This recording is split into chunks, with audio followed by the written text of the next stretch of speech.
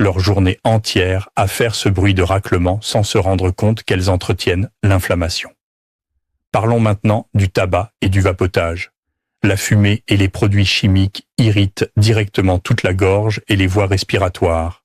Le corps réagit immédiatement en produisant davantage de mucus pour se défendre.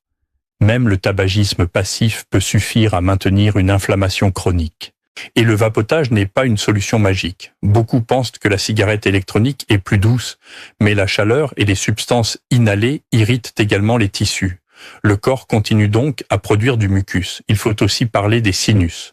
Parfois, le problème vient d'en haut et d'en bas en même temps. Certaines personnes ont un écoulement nasal chronique ET, un reflux silencieux. Elles ressentent alors une accumulation de mucus permanente.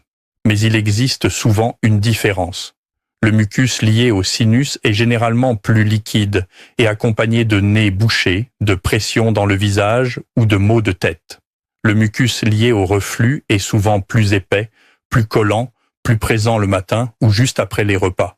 Et puis, il y a un facteur auquel très peu de personnes pensent, le stress. Le stress ne crée pas directement le mucus, mais il amplifie énormément les sensations. Quand vous êtes anxieux, vous sentez davantage chaque petite gêne dans votre corps.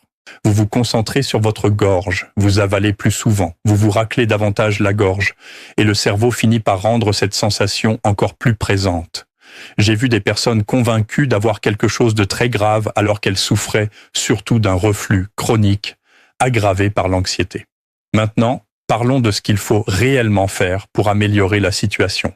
La première chose, c'est comprendre que la guérison prend du temps. Si votre gorge est irritée depuis des mois ou des années, elle ne va pas redevenir normale en 3 jours. Il faut souvent plusieurs semaines de changements réguliers. Et